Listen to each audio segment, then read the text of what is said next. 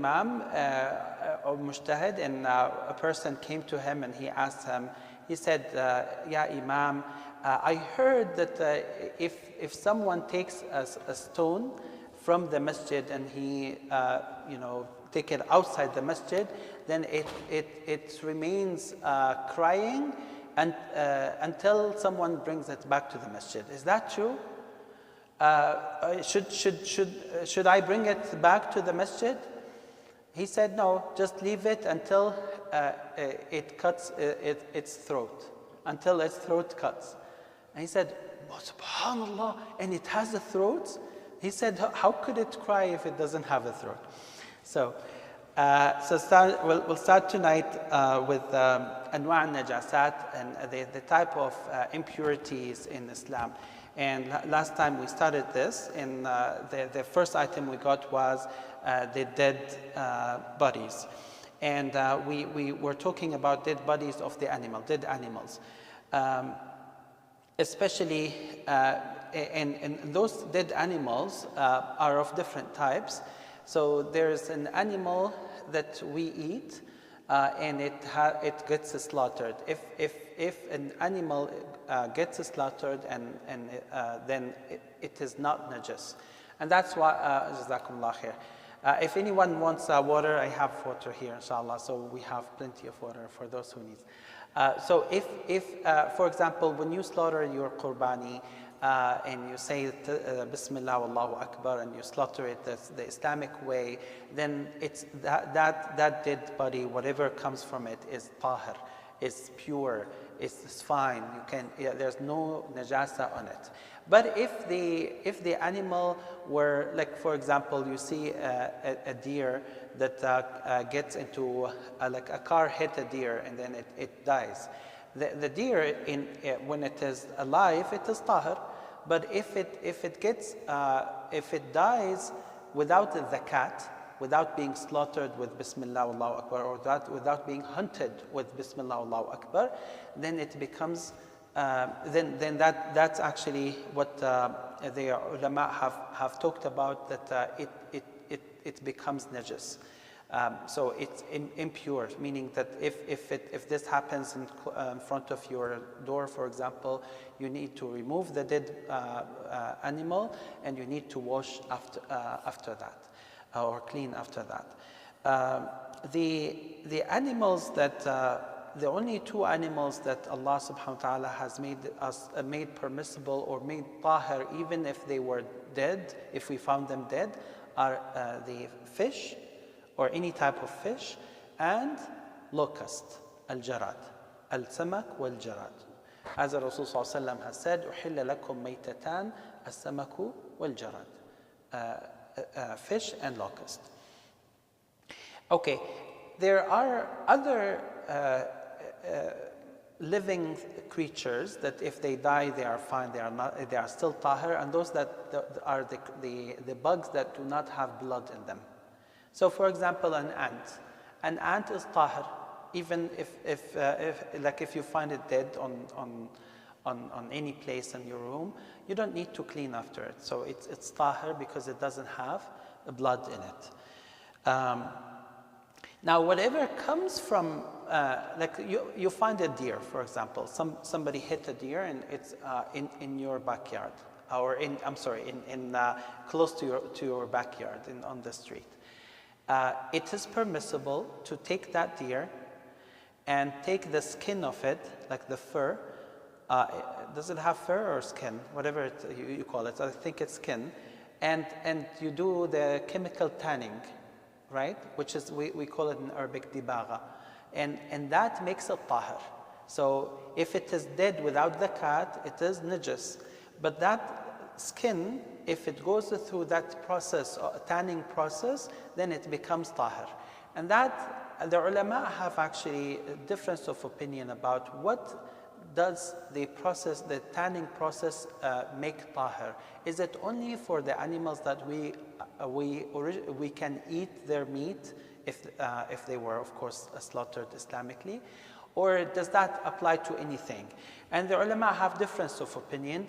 Wallahu alam, the most common opinion is that it actually makes every skin and fur tahir except two animals, the dogs and the pigs. Dogs and pigs will never be tahir regardless of what you do to them, okay? But if you find, say, I mean, sometimes you find like, I mean, I don't think here in America they sell those, but if you go to other countries, they have like a fur of a fox, for example, or a tiger fur. If that has gone through this process, then it is tahir. Now that doesn't necessarily mean that having that fur is permissible. Like Rasul, there was a hadith that Rasul sallallahu has actually, or didn't like the fur of those wild, aggressive animals. And wallahu alam, the reason is because this represents the arrogance. Like people who have lots of wealth, they are known to have like a fur of a tiger displayed somewhere, and a fur of say a lion and whatnot. So that is the act of the arrogant people, and it is not something that the Rasul ﷺ liked. But the question is it tahir or najis?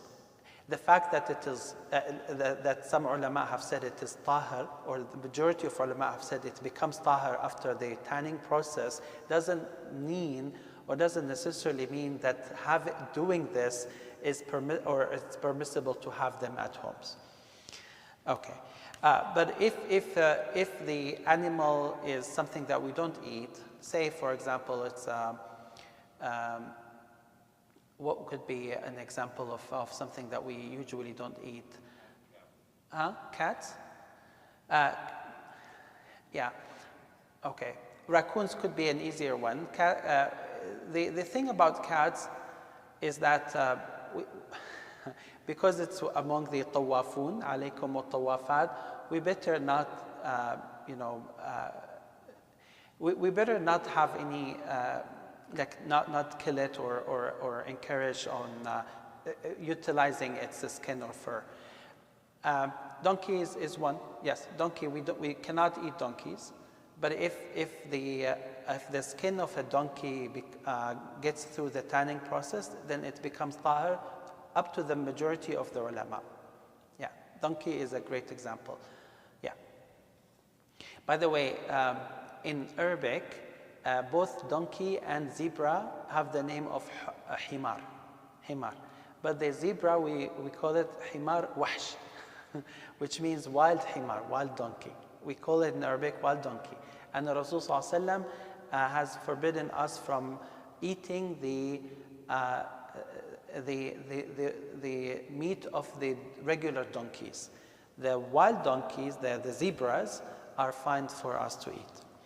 Okay? So let's go now to the next one. Now a question, very important question, very repeated question. How about the anfiha? Anfiha or anfiha, which means, which is like, rennet, the thing that you find in cheese, right? Rennet or pepsin. Pepsin? What is the ruling about those? Like, it's an enzyme. They usually take it from the stomach of a beef, of a cow, and or sometimes from a goat, sometimes from a pig, actually. And they use that. It's a liquid, or sometimes it gets it becomes dry. But anyways, they take this substance and they add it to milk, and that milk becomes cheese, right? It's so usually you see it in the ingredients as microbial enzymes, or it is rennet or pepsin. Those are like the most common ones. I think there might be some other names that I'm not aware of, but those are very common names that we hear. So what is the ruling about this? Now, if it is a microbial enzymes, if it is a factory-made enzymes, then it's fine. There's no problem with it if it doesn't come from the animal. Now, if it comes from the animal, then we have and that animal is something that we eat and it is already slaughtered, then it is permissible by all ulama. There's no difference of opinion about this. If it comes from pig, then it is haram by all ulama, no difference of opinion about that. So we have the two extremes here. One extreme, another two extremes, the two opposite sides. If it comes from pig, it's haram regardless. If it comes from a slaughtered, Islamically slaughtered animal, then it is halal by all ulama, right? And usually, it's very important to understand this. Usually, if the word used is pepsine, it means it's coming from pork. And if it is rennet, it most likely it is not from pork. It is from cow, or sometimes from sheep or from goat, right? This is very important. So pepsine, please avoid it at any cost. And to tell you the truth, حياكم الله يا عمي أهلا وسهلا شرفت والله دائما. To tell you the truth, most likely in America, you will not find pepsine unless it is an imported cheese. It's not common to use it here, but you need to be careful. If it is in Europe, though, I have seen it. It's more common there. And to the best of my understanding, although I'm not specialized in this, pepsine is much cheaper than rennet. So if it comes from pork, it is much cheaper. So we've got to be very careful about this. If it comes from pork, it is haram by all ulama. There's no difference of opinion. Okay. Now, where is the difference of opinion coming?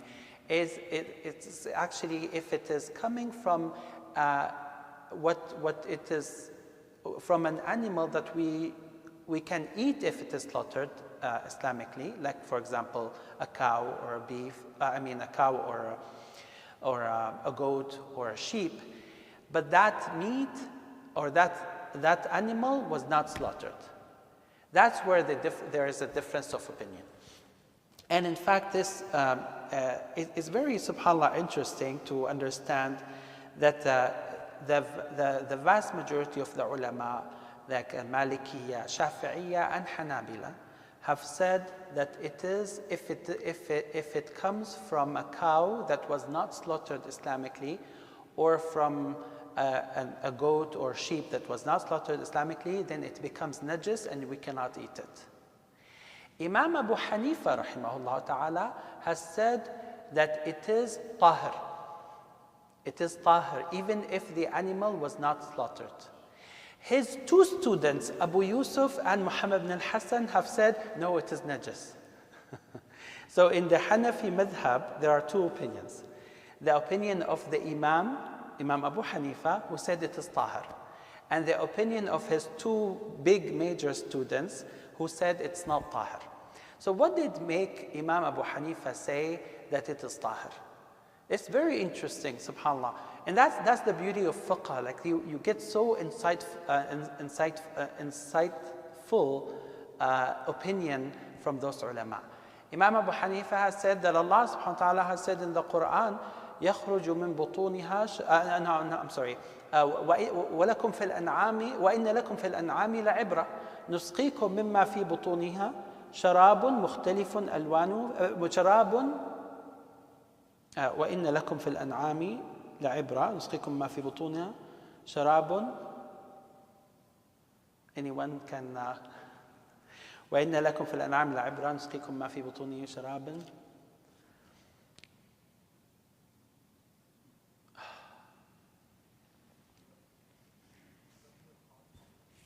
anyone remembers this ayah وإن لكم في الأنعام لعبرة anyone can help me I'm blank on this وإن لكم في الأنعام yeah exactly can you say the whole ayah ولكم في الأنعام okay anyone can say it وإن لكم في الأنعام لعبرة نسقيكم مما في بطونه من بين فرث ودم لبنا خالصا سائغا للشاربين that's the ayah وإن لكم في الأنعام لعبرة نسقيكم مما في بطونه من بين فرث ودم لبنا خالصا سائغا للشاربين Allah says that it is, there is a unique sign in how Allah subhanahu wa ta'ala has created those cattle. Like Allah says that between all the liquids, fluids in their bodies, including blood, Allah subhanahu wa ta'ala brings this milk that is pure. خالصا سائغا للشاربين, that is pure and ready for you to drink. But it comes from place that has the blood and all the other fluid in the body, which means it has been touching. Like, of course, there was contamination at certain point in time, but yet it came out as خالصا سائغا للشاربين, pure, ready for people to drink. So Imam Abu Hanifa has said that the fact that this rennet came from the cow, it doesn't mean that if the cow becomes dead and it is not pure, that the fluid itself becomes not pure. Because it's just like the milk. The milk comes from the cow, and it actually has gone through other things that are not pure, yet the milk itself is pure. So that was his opinion. And he said that in the time of Sahaba, radiallahu anhum wa ardahum, especially those who came to Faris, to Persia, and you know that Imam Abu Hanifa was where? Was in Baghdad, was in Persia. He was Persian.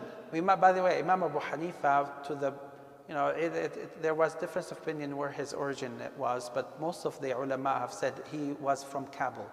You know Kabul? Kabul from Afghanistan. So Imam Abu Hanifa's origin was Kabul. And he said that the Sahaba radiallahu anhum ate from the cheese of the Majus. You know Majus? Majus are the fire worshippers or the sun worshippers. And he said that they ate from the cheese of Majus without asking them how the animal was slaughtered. This was narrated in authentic ahadith. That's why Imam Abu Hanifa has said it is pure, both logically speaking, like thinking about it, and from the dalil. The Sahaba ate that. Now, who said, in addition to Abu Hanifa, Imam Ahmad ibn Hanbal has two opinions. One that says it is tahar, and one that says it's najis. Imam Ibn Taymiyyah rahimahullah ta'ala has chosen the opinion of Imam Abu Hanifa. And that's why if you ask the scholars about eating a cheese that you get from the market, you would hear two answers. One answer that is more aligned with the vast majority of ulama who said, no, you should not eat it unless you know that it was slaughtered Islamically. Like the enzyme came from an animal that was slaughtered Islamically. And another opinion, which is very strong, that came from Imam Abu Hanifa, from Imam Ahmad ibn Hanbal, and it was adopted by many big scholars like Imam Ibn Taymiyyah rahimahullah ta'ala, that says, no, it is pure and permissible. Yes, Habib. Yeah, sure.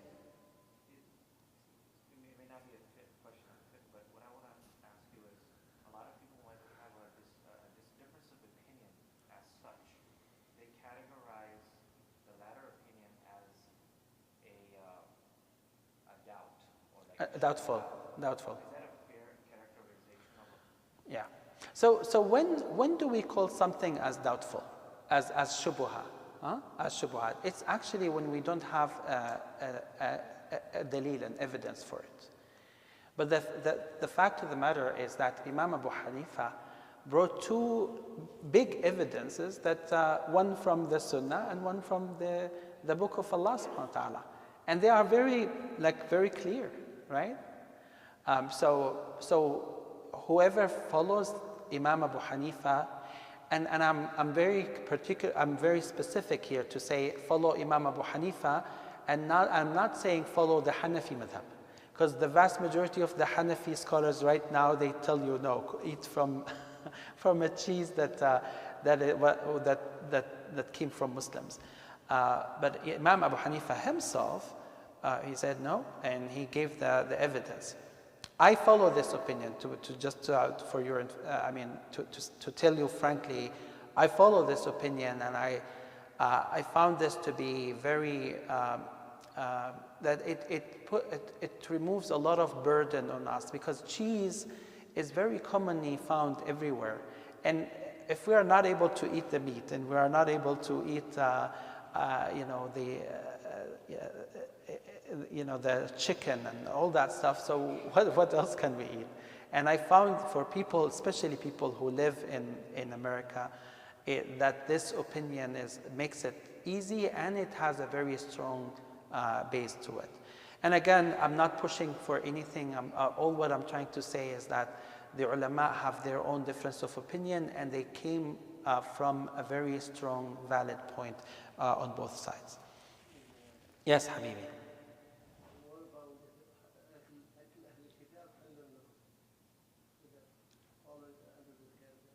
Yeah, so inshallah we will come to the ba'ah. It's a whole big section, but just to make it very quick, inshallah, all the ulama, all the madhab have said that if a Christian or a Jew slaughter an animal, like a cow or a goat or a sheep or chicken, then it becomes permissible for us to eat it. All the ulama have said this. The problem is not in that. The problem is, can we apply this ruling to the people here in this country at this point in time? And there are many things that really come into this. Like, there are many factors that the ulama have talked about. Like, for example, can we call people nowadays, like around us, can we call them Christian? Like, many of them they call themselves agnostics. Like, I was asking my son about his friend, and he said that my friend, although he is like, he is supposed to be Christian, but he said, no, my friend is atheist. And I think nowadays, especially in the new generation, we have a trend of leaving Christianity, leaving religion at all. In the era of LGBTQ, people are abandoning religions, unfortunately.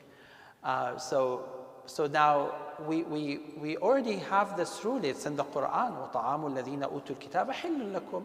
There's no doubt about this, no difference of opinion about this. But the problem is, can we apply this rule to the people now who claim that they are no more Christian and no more Jews? Like, what makes us say that the ba'ah is halal?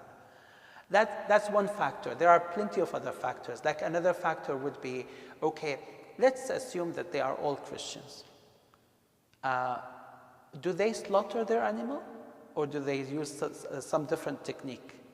I know for sure, I know for a fact, especially about turkeys. You know turkeys, that they have, there is a law in America, there's a law that says you cannot put a meat on the shelf unless it is slaughtered. That's a law. The problem here is that the turkeys are very strong animals, birds.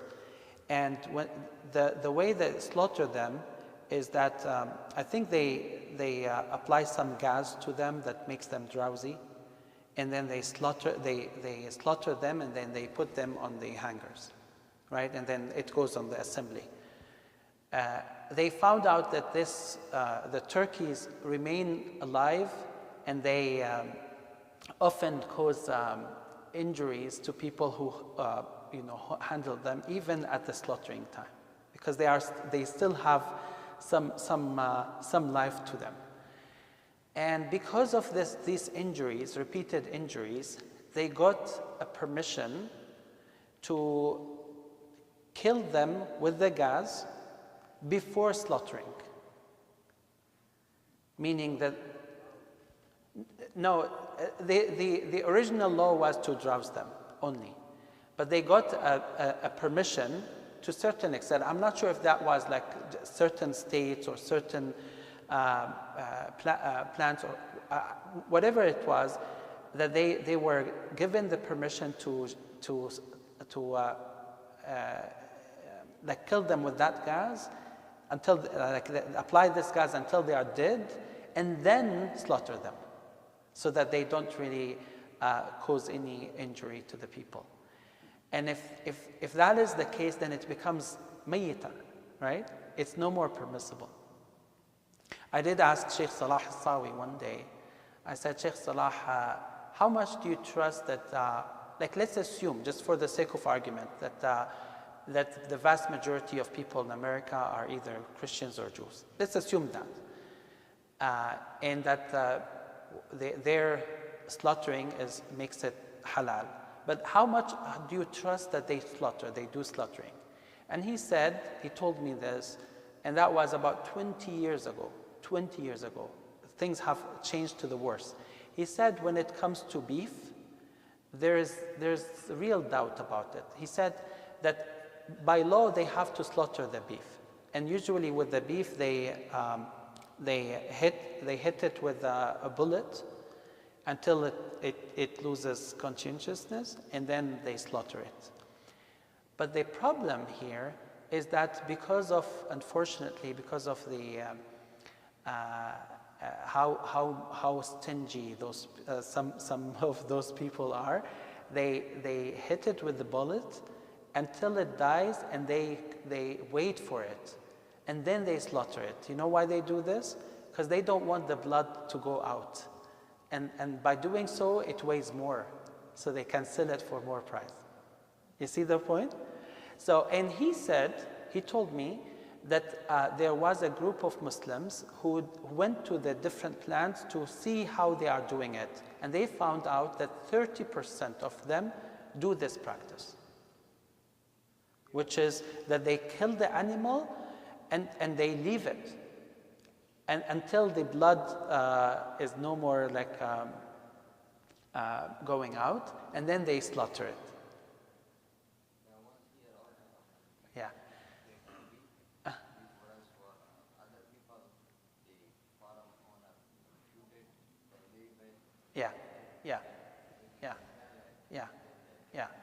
Yeah.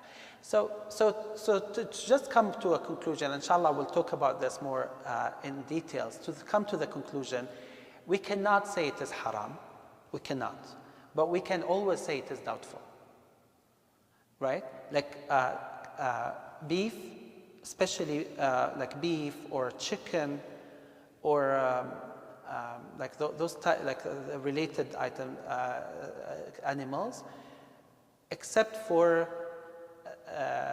turkey, because turkey, it seems that this now is becoming very widely adopted. Like they kill them before they slaughter, but otherwise the law still says that they have to slaughter it before it dies. And also many people still argue that the vast majority are Christians, and I tend to believe this. So for us, we cannot say it is haram. If we see someone eating, for example, taking, for example, chicken from Costco, I cannot say this is haram. But I can always tell him, I would rather take it from a Muslim place for 3 reasons. One, that you are staying away from any doubt. Second, that you have more barakah. You're getting a chicken or a meat that the name of Allah was mentioned on it. And the third one, that you are strengthening and helping and supporting the Muslim business. Why not? Right? I'm sorry. Yes? This is a completely different question. Okay, so is there anything about this? Is this clear now? Let me just finish with that and then we'll come back. Have somebody be working for, cow factory. So he says they don't slaughter actually. They don't slaughter. No, actually they vent Okay. the neck of the, Okay, but just the blood will come out. But that's fine. But that's fine, Habib. That's fine. So what is the cut? The cut means to cut. The cut means to cut two things: the pipe for food and the pipe for air. That's if you cut those two, you're fine. No, he says, I asked him exactly if you cut, did you cut the bend? He say no, we just bent it. He said you break the neck. They break the neck and that's it? No, actually they don't make fun. They have something, I think, like a stick or so. So they stick him in the neck. But actually they don't cut the. Ya Latif. Ya Latif. But maybe that's not all of them, because I know for sure that in many places I'm aware of, they do slaughter. Perhaps it's a different practice. Let's put it this way, and I think the least we should say that this is doubtful. The least. I'm very hesitant to say it is haram, because if we say it's haram, it means that we have seen everywhere and we know that they don't do slaughtering for sure. Then that becomes, it's more of a responsibility for all of us to say it. But I mean, I myself, in the past, used to take it easy, but then after making more investigation, I found out that these businesses are really making every effort to just make more money. So they don't care, unfortunately. And I'm not surprised to hear what you're saying. Jazakallah khair. You have a question? Yes, so I think some of us are just like ordinary Muslims, so we don't know. I mean, you say this person is a follower of this madhab, that madhab. What makes somebody a follower of a madhab?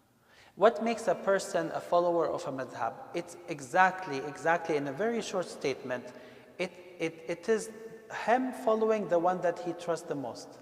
So whoever your madhab is the madhab of the sheikh that you ask. Brother Tahib. The ulama have said that for a common person, for a common Muslim, their madhab is the madhab of the people they ask, is the madhab of their muftis. And that's why, akhi, maybe I need to repeat this over and over, because it's always a subject that people bring. It's not, in the time of Sahaba, even in the time of Imam Abu Hanifa, rahimahullah ta'ala, I'm not sure if you heard this from me in one of the khutbahs. Imam Abu Hanifa's mother, she saw him, she knew he was like the biggest imam of his time, but she didn't trust him. she would say, no, I don't want your opinion, I want the opinion of another sheikh. And Imam Abu Hanifa would carry her on his back to go to that sheikh who was his student, student of Abu Hanifa, and he would say, Ya sheikh, my mom has a question for you. So what I wanted to say is that even in the time of those imams, there wasn't anything like, okay, I'm Hanafi or I'm Shafi or I'm Maliki or Hanbali, that I want to strictly follow one book. It wasn't like that. It was that more of, I trust Abu Hanifa, so I would rather ask Abu Hanifa, not anyone else, so I become Hanafi. And that's what happens nowadays. Like, for example, let's say that there's a person, a scholar that you trust the most, and he's in your neighborhood. And every time you have a question, he is the first one to come to your mind, because you trust him, you know his knowledge, you know his, mashallah, practice of Islam. Then your madhab is his madhab. Even if he was, say, Shafi'i, and you were, for example, born and raised by your parents to follow, for example, say, Maliki madhab. It doesn't matter. Your madhab as a common lay person is the madhab of the mufti that you follow. And it doesn't hurt if you say, for example, your mufti here is Maliki, and then you move to another city, and then you found a very, very trustworthy alim, scholar, and you started to love him, and you started to really trust his words. would you tell him, no, I don't want your opinion, I want the opinion of the Shafi'i or a Maliki? No, you would ask him. Even if he belongs to a madhab different from the madhab of the imam who used to be in your older place. So the statement in Arabic, madhabul ammi, madhabu muftihi. The madhab of a lay person in Islam is the madhab of the mufti, of his mufti or her mufti, right? And you don't have to ask your mufti, please tell me the fatwa according to this madhab or to that madhab. By the way, my father is Shafi. And well, he grew up in Syria. Syria is divided into halves, Hanafi and Shafi. So my mother came from the Hanafi place and my father from the Shafi place. So my father, one time, I was with him in Salatul Jummah in Riyadh, and we were praying behind one of my scholars. He's one of the biggest scholars in Saudi Arabia. His name was Sheikh Abdullah ibn Qa'ud. Abdullah ibn Qa'ud was, of course, I mean, most of them were Hanbali. So my dad was praying in the line, and as the prayer has started, the person who was in front of him left the prayer. Maybe he had to go to bathroom or whatever. So my dad was like, should I move up or should I stay in my place? Because now it's like an empty slot in the row in front of me. So what should I do? So I was next to him and he stayed where he was. So he went to Sheikh ibn Qa'ud rahimahullah. I told him, let's ask him, because he didn't want to trust me, he wanted to trust the Sheikh. So he went to Sheikh ibn Qa'ud and he asked him, Sheikh ibn Qa'ud is Hanbali. He asked him, Sheikh, this is what happened, what should I have done? And he said, in the Hanafi madhab, moving 3 times in your prayer nullifies your prayer. And my dad was like, Sheikh, I'm Shafi'i, so what's the opinion of Shafi'i? And Sheikh Abdullah ibn Qa'ud is Hanbali himself, and he was telling him the opinion of Abu Hanifa, rahimahullah. So the Sheikh was laughing, and he was like, don't move, just stay where you are. The one who made this empty slot, it's his mistake, not your mistake, so don't worry about it. You fill the gaps if it was before Salat, before the Iqamah. But once you started your Salah, you should not move. I'm sorry? No. In Hanafi madhab is very strict about moving. It's three movements and that's it. But in the other madhab, they are more flexible. So for example, in the Shafi'i madhab, you can still fill in the gap. It is permissible. And they say, like, what is the thing that really, we're taking tangents, but let me just answer this and inshallah go back to Tahara. What is the borderline that after which the movements will nullify someone's salah? Like what is it, like what is the maximum, what is the most flexible madhab on this? The most strict is the Hanafi madhab. It says the 3 movements and your salah is nullified. The most flexible one, and that's in the Hanbali and Shafi'i, they say that if someone's movement take him from the shape of making salah, like if someone sees him from, like you're looking at me now, and I'm like, so you can say that I'm not praying, right? Of course. So that type of movements that take a person away from the shape of a prayer, it nullifies the prayer.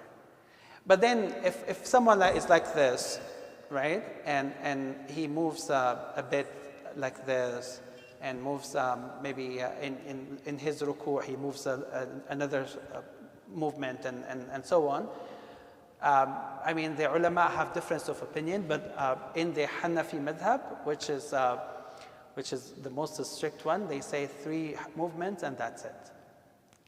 And by the way, I follow this at home. I follow the opinion of Abu Hanifa, 3 movements and that's it. My children have to repeat their salah if they move more than 3. After the 3rd one, they... Yeah. Now, this is not unanimous opinion, but I do this and I feel I have a strong belief that if we just allow people to move more, then you will get people, you will get them to unfortunately, damage their salah or do it in a very ugly way. Do they come?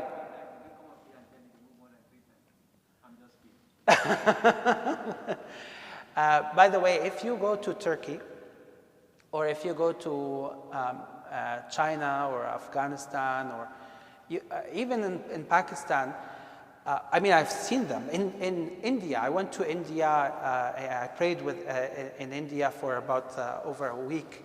Wallahi, not a single movement is like this. The children and the adults are the same. And that was fascinating for me, because that was the right respect for Salah. I mean, unfortunately, from the Arab countries that I came from, people pray as if they are dancing. Astaghfirullah al-Azim. Especially the new generation, they dance. Go to Turkey and see how they pray. Wallahi, as if they are soldiers. Like they pray like soldiers. Like they never move. Just like those soldiers that they stand,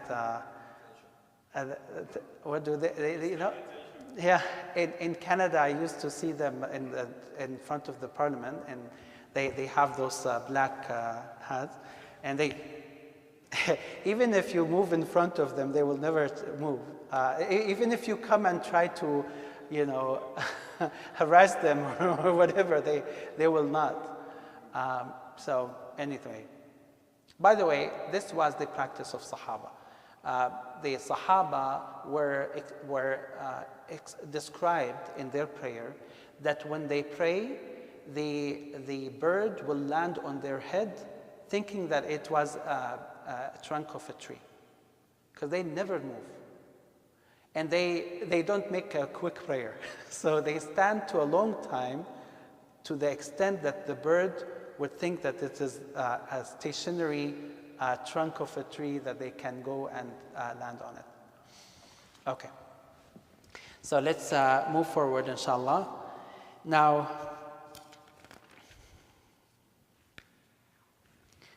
okay. Now let's talk about blood. If the blood is in an excessive amount, and it's something that actually is moving, then that blood is najis. Allah subhanahu wa ta'ala has said, إِلَّا أَن يَكُونَ دَمًا مَسْفُوحًا أَوْ لَحْمَ خِنْزِيرٍ فَإِنَّهُ رِجْسٌ. So, damun masfuh is like a walking, or like when the blood goes into a big quantity and in a moving shape, then in a fluid shape, then that is najis. That is najis. Now, if it comes in like drops, then the ulama have said that yu'fa an yasirihi, that doesn't hurt you, because it was stated in many ahadith that the Sahaba radiallahu anhum would go with Rasulullah sallallahu alaihi wasallam on a travel, or sometimes in a battlefield, and they will get injured, and some of that blood will stay on their cloth. Not in a huge amount, but in like little amount. And he sallallahu alaihi wasallam would not ask them to go and clean it. So if it happens to be in a small quantity, then that is permissible. It is not najis. I think it's very common especially for for people who cook meat, that when you bring meat and you leave it for some time, you see the blood coming out, right? right? That blood is fine. You don't have to squeeze it and remove all the blood unless you see it in big quantity. But if it is like a little amount, it's fine. There's a hadith, although perhaps the authenticity has some issues about it, that Aisha says that in the time of Rasulullah ﷺ, we used to cook meat and you see lines of blood going on the on our dish, the containers, or like the whatever they cook with. So seeing some blood on the meat, it's fine, inshallah. It's as long as it is a very small amount. Umar radiallahu anhu, one time when he was stabbed, he continued in his prayer afterwards, or he used to pray while his body was still bleeding. So if it is something needed, if it is something urgent, if it is something that you just cannot clean, then it is fine, inshallah.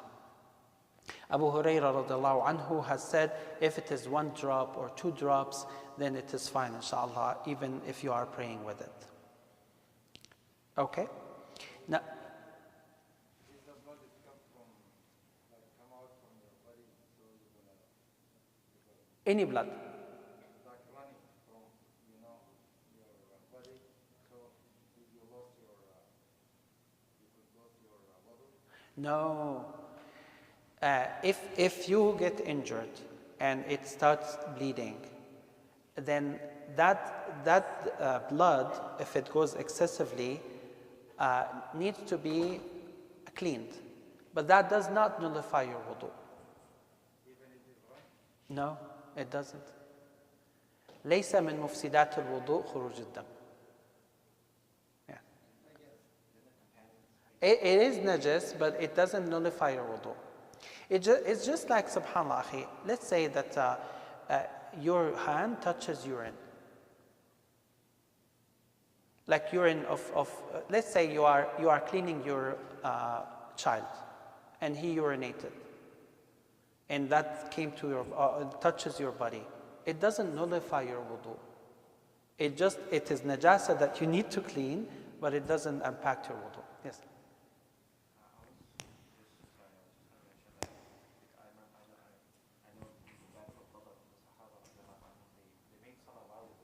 Yes.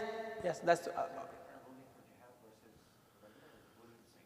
Well, the ruling here is more about if it is difficult for them to clean. Yeah, because Umar radiallahu anhu also it was narrated that he did pray while he was bleeding, but he couldn't really stop it. I think to make it clear, Habibi, if it is bleeding and you are able to stop it, then you must do it. But otherwise, your salah is fine. Yes, Akhi.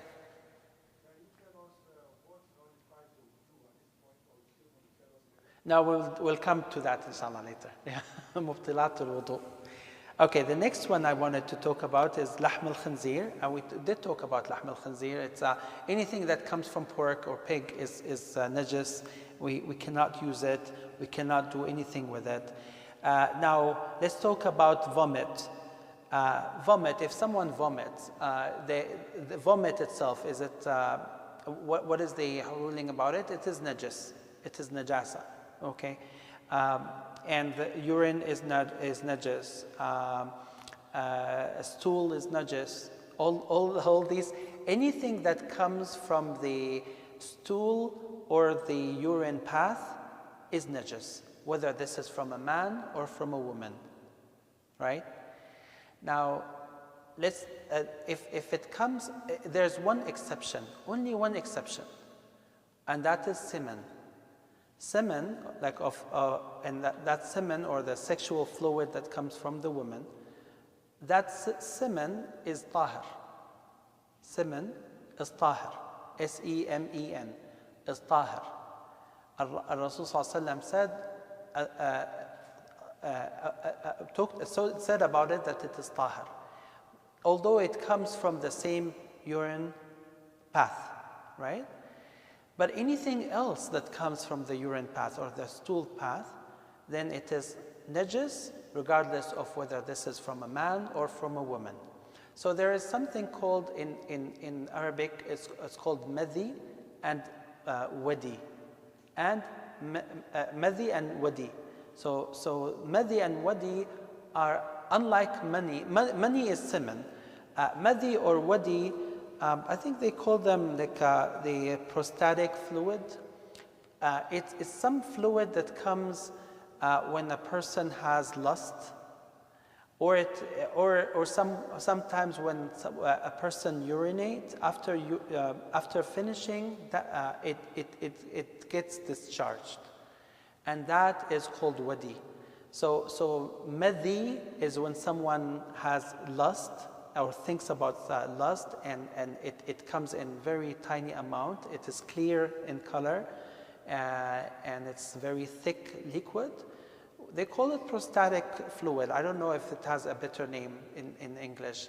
But in anything that comes from the urine path is najis, except one thing, which is semen. So semen is mani, but the other things are Mehdi and Wadi.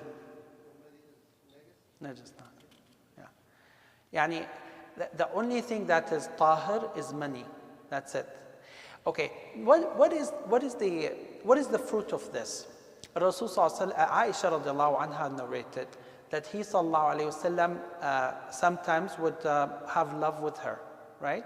And that money goes on the cloth sometimes. And she would just, and then dries out. And she would just try to get this, by rubbing the cloth, and that's it. She didn't have to clean it and purify it. And that was an evidence that money or semen is tahir.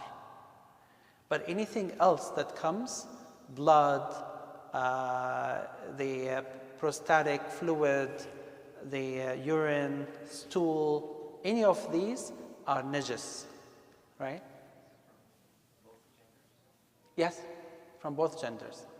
Now, we will come to, maybe sisters may ask about, sisters have also another special case, which is the moisture that comes from the baby side, or from the womb, right? That moisture is tahir, because it doesn't go through the urine or stool path. It has its third path, right? Pre-ejaculation that you're referring to, you said it doesn't break your wudu and it's also fine. So the money not only breaks your wudu, it actually, you have to make ghusl. So we're the Mehdi requires, it's najis and requires tahara. What is the name, what's the word you used? It's called pre-ejaculation. Okay, is that like a, yeah, I see, okay. What you're referring to, I believe you're saying lust. When you have Yes, exactly. Mehdi. You have a fluid that's discharged, but it's not. Yeah, exactly. You're describing exactly what I wanted to say. I thought it was called prostatic fluid, but yeah, I think that's the word. It's that fluid, very thick, clear, that comes when someone thinks about lust.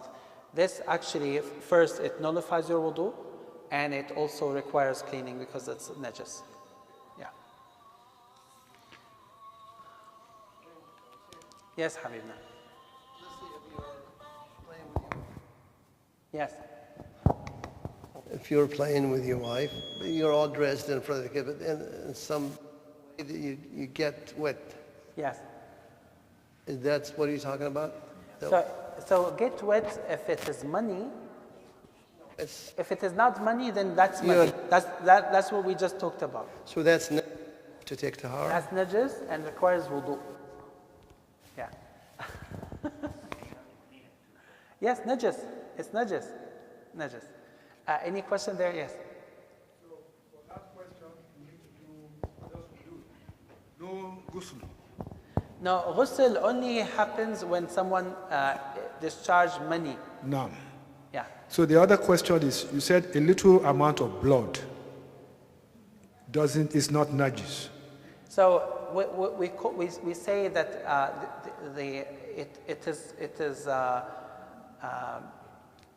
it is excused. Okay. What about pus? Pus means what? Blood that is infected. Al-qayh? So how do Yeah, you if it is a small amount, it is still not najis. But if it is the excessive one, especially for those who have like a big infection, Yeah. then that has the same ruling of blood. Okay. Yeah. Okay. I want to move on to. Okay. What about the urine and the stool of animals that we eat? Like, for example, from a goat, or from a sheep, or from a camel, or from a cow. Their urine and their stools, we call it rawth in Arabic, have difference of opinion between the ulama. In the Malikiyya and Hanabila, they said it is tahir. In the Hanafiyya and Shafi'iyya, they said it is najis. But the vast majority, even from the Hanafi and the Shafi'i, later on they have adopted the opinion that it is tahir. Why? Because of many hadith. There's one hadith in which Rasul Sallallahu Alaihi Wasallam, and the hadith is in Sahih Bukhari, the hadith says that there were people from Arnin that came to Medina, and they became sick. And he sallallahu alaihi wasallam has asked them to get treated by the urine from camel, by the camel urine. أكيد تعرفوها هذه بالسودان. Huh? So he asked them to get treated by the milk and the urine from camels. And there was another hadith at which Rasulullah was asked, "Anusalli fi marabid al-ghanam?" Is it permissible to pray in those areas where you have your sheep, like where you store your sheep? And he said, yes, you can. So if their stools or if their urine is najis, we cannot pray there, right? And if the urine of the camel is najis, they wouldn't be. Rasulullah would never ask them to get treated with it. Right? By the way, Sheikh Abdullah ibn Qud, the one I told you about, is one of, he passed away a long time ago, rahmatullah alayh. I used to go to his house. And one of the etiquettes of those scholars was to, every time anyone goes to their homes, they will offer him something, like it's part of the hospitality. So one of their etiquette or protocols is that if they love a person, they offer him the milk of a camel. So he one time brought me, and he almost lost his sight, and he was over 80 years of his age. He brought 2 cups with white liquid, and I was in his class. I was at his home studying with him, and I have to go report back to my work. Because I used to go to him between Fajr and Dhuhr, and then after Dhuhr I go to my work. And I used to work as an engineer there. So subhanAllah, he brought me this, and I was like, I felt very shy to ask him, what is this? So I started to drink from it, and it was so difficult taste for me. Like I couldn't continue, except that I felt very shy, and I didn't want to displease him. I was like, is this spoiled milk? Because I thought it was a cow milk. So I drank this. I saw him drinking and he was very happy with it. So I drank it thinking that this was a spoiled cow milk. So I left him after that and I went to my work. On my way to the work, I started to have a stomach ache. And then when I reached there, my colleagues there, or my workmates, they have called the ambulance and they took me to the hospital. And then I could not go to the sheikh for a couple of days afterwards. And then I came and he was like, where were you? I didn't see you for a while. I said, after I drank this cow milk, I got this. He said, no, this was a camel milk. I wish you have told me. We always warn people who drink camel milk from the first time that it actually causes them a lot of, a stomach ache and all, difficulty in digestion. So subhanallah, the Rasul ﷺ has taught some of the Sahaba, or has asked them to drink from the camel milk and from the camel urine. And it was a medicine for them. And that actually tells us it's not, it is not a najis. And I think we should stop here, inshallah. Any question? Any question? Yes?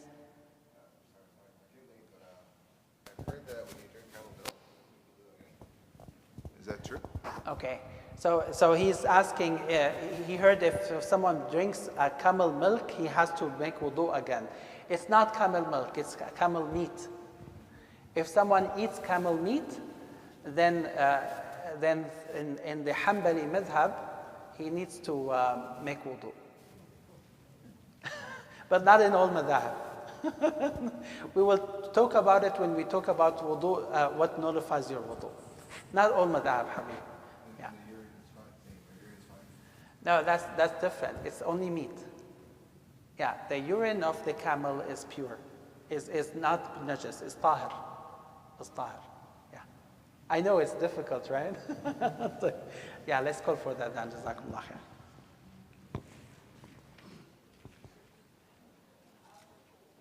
الله أكبر الله